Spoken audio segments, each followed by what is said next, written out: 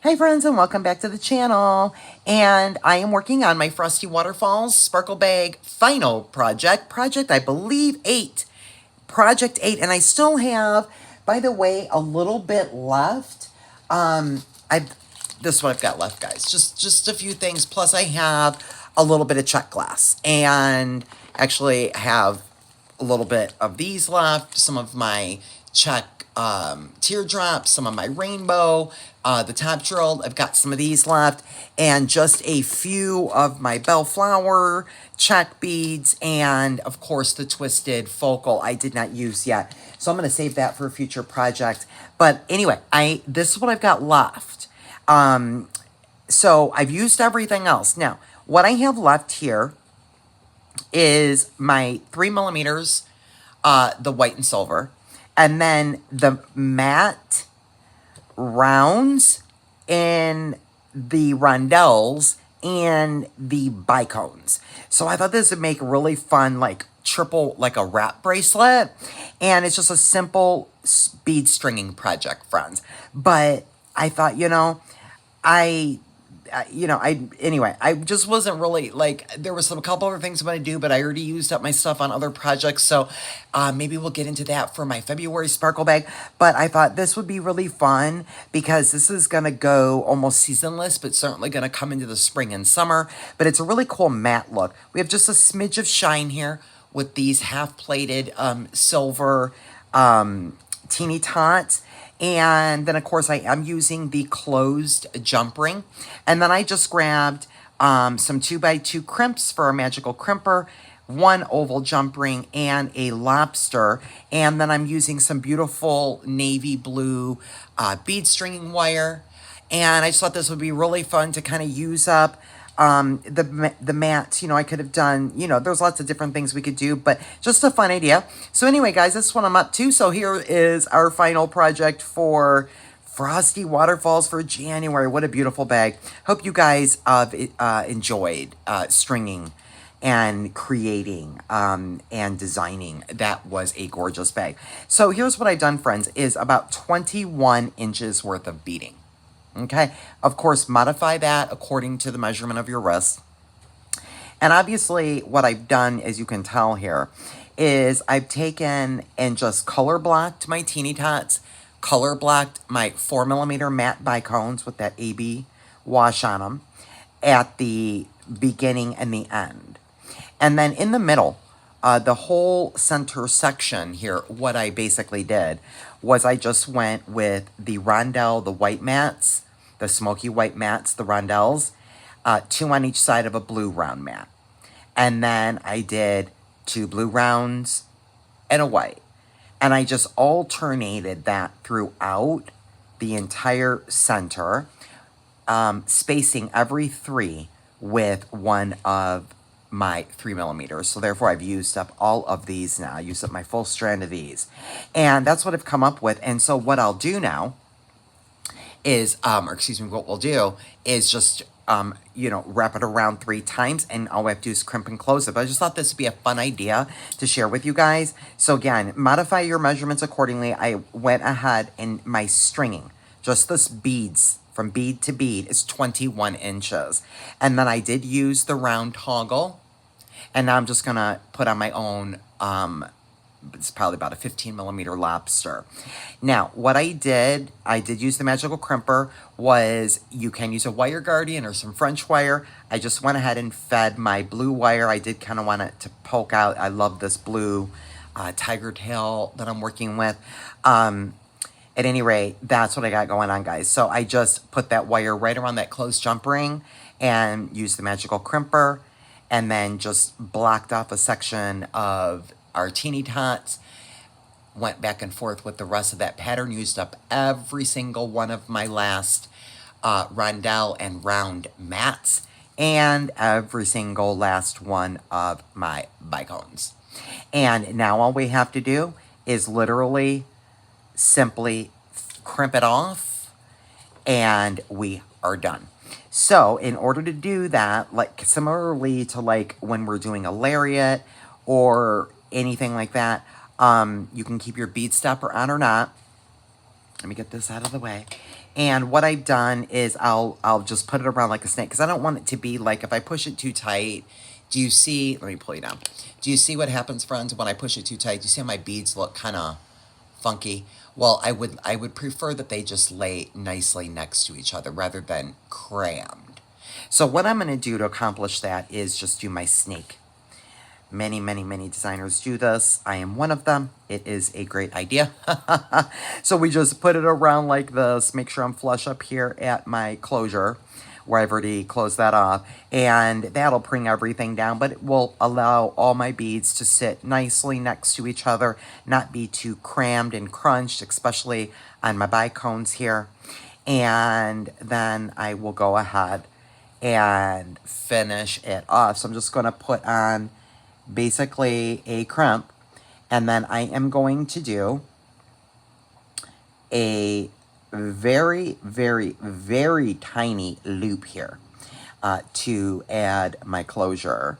So I'm going to feed that tail right through that last couple bicones, grab my tail, and then I'm going to go ahead and pull this down, but I'm going to use my pliers to give me a little bit of safety and a little bit of leverage here so I don't lose my loop.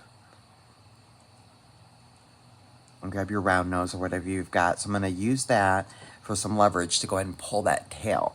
So now I've got everything together, but I don't want it to be all crunch, like I said. So I'm going to take one last peekaboo at it.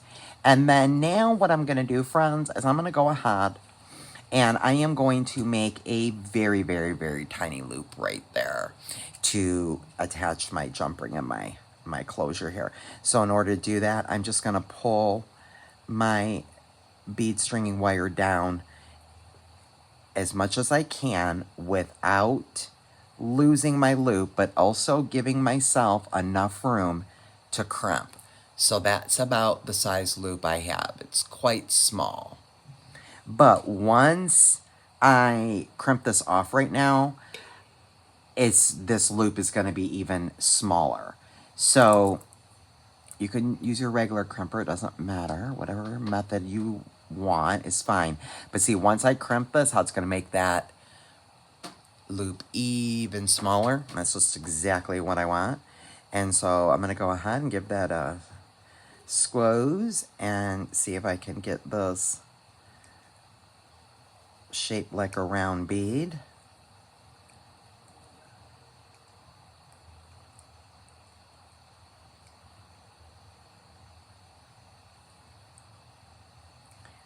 Without cracking my bicones.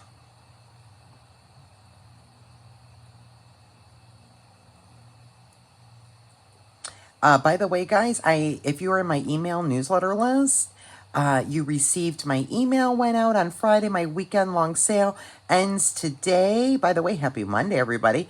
It ends today. You get 17% off your entire order in my store. That ends at 10 p.m. Pacific Standard Time. My time today. If you are not in my email newsletter, you can always feel free to click the link below in the description box, pop over to my website, or you can click on the shop tab. I've also linked anything I'm using today. You can click any of those products that are linked to pop over to my store. Click down on the homepage, click on the sign up for newsletters, and that'll put you in the loop. I also send out heads up when I'm launching sparkle bags and all kinds of things like that. Or you can make a free account on my website and loop yourself in that way as well. So I've trimmed that off, and there we go. That's what I've got, teeny tiny loop. And now I will grab a pair of pliers and just feed that oval right through that loop, which is just as tiny as I want it to be. Perfect. And we'll pop on that lobster. I will make sure that it's on the right way there. We'll close that up. And we have a wrap bracelet, a triple beaded wrap bracelet, which is going to be really fun for this year.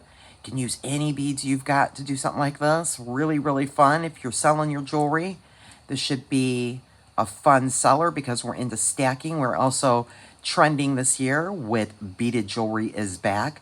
But this matte is also just sensational. So this would be probably a pretty good seller, I'm guessing. And I am digging it.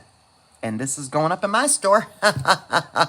Put you guys up and we're all done. Just some quick inspo for you guys. And that's what we've got. So really, really, really pretty. You could also really make this convertible by, this would also be probably a nice probably around maybe a 16 or so inch. Let me see. Maybe 17-inch necklace. Almost a choker maybe. Around... Yeah, maybe around an 18-inch necklace, something like that. So we really could, you know, do something like that to make a convertible necklace. Or a bracelet, which is what I intended it for. So I'll just wrap this around and show you how cool that this looks. Which is why I chose the pattern that I did. And... let's get that to where you are kind of on the bottom there. Okay. And just wrap that around. And the idea I was, you know, having was to have, you know, different beads showing throughout the bracelet.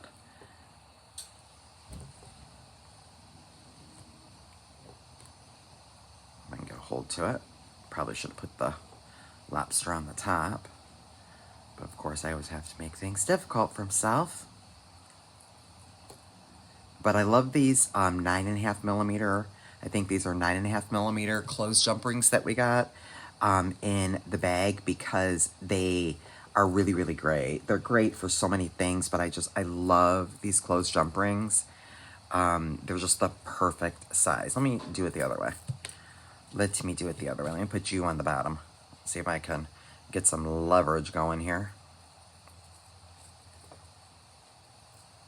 You can also twist it when you're putting it on. And do all kind of fun things. Oh, I just did it the same way again. Let's see if I can get it. I'm going to use my body as leverage here. Okay, now I'm going to put you on the bottom. I'm going to twist you this way. Good heavens, guys. Get myself coordinated.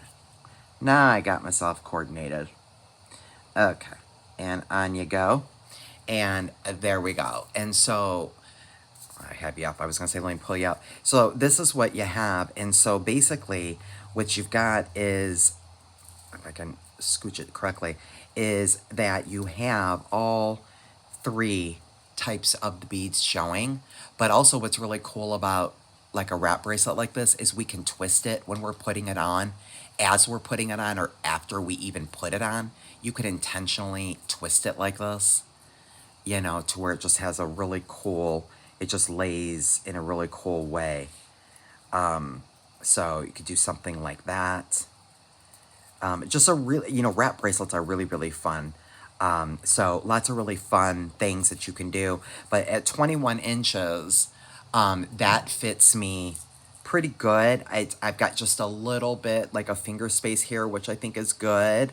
And I just think that looks really, really cool. Almost looks like a, you know, a stacked set, yet it's just one continuous bracelet that you could also opt to wear as a necklace.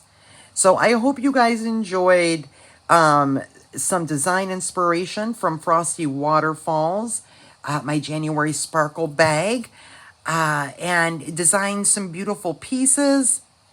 And now we are going to jump into other things, my lovies. I think I'm going to be getting started on Blue Skies, which was my February mini anniversary bag. We also did not do anything, and I know Valentine's is past, but I did put out a mini sparkle bag on Valentine's Day, a limited edition. Those also sold out. Maybe we'll get some of those beads. Because, you know, we can wear pink and black whenever we want. And lots of other fun things I am cooking up over here. Until the next time, friends, be well.